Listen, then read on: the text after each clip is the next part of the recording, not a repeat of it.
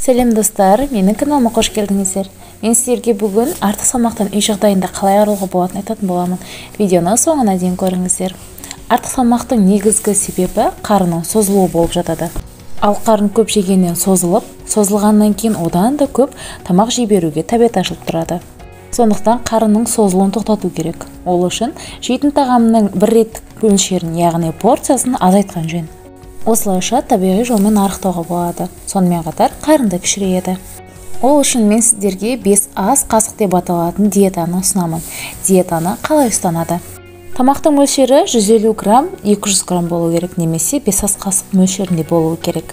Тағамдарға қойылатын аса қатты бір шартта жоқ. Тек нәтижеге тез жеткіңіз келсе, ұн тағамдары, шоколад пен газды сусындардан бас тартыңыз, және де шай мен кофені қантсыз ішіңіз. Тамақ ішу уақытын қатаң ұстаныңыз. Ол интервал 3 сағат. Жеген тағамнан соң бірден шай немесе өзге де сусындар ішуге болмайды. Ол қарын қабырғаларын созып жіберуі мүмкін. Ендеше сіздерге 5 ас қасық деп аталатын диетаның бір тәуліктік мөлшерін атап өтейін. Таңғы сағат 7-де 5 ас қасық жарма ботқасы, не болмаса күріш, тағы да басқа ботқа болады. 30 минут өткеннен кейін қантсыз шай немесе сүт пен кофе болады. Сағат 10-да кез келген жемістер, жеміс салаты немесе йогурт. 13:00-де 5 ас қасық қара құмық ботқасы, картоп безбесі, күріш, көкөністерден рагу және де үрме бұршақ ботқасы. Ағылыс түскі асы 200 грамм айран немесе 3 ас қасық қара құмық ботқасы және де тауық етінен 2 тілім.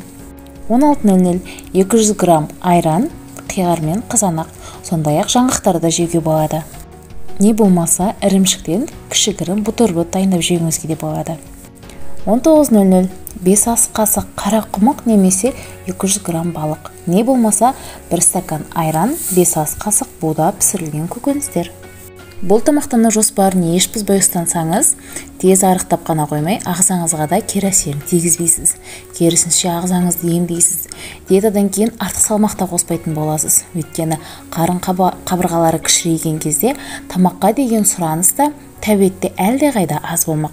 Достар, осымен видеоның соңына да келіп жеттік. Видео сіздерге ұнаған болса, каналға тіркеліп лайк басуды ұмытпаңыздар.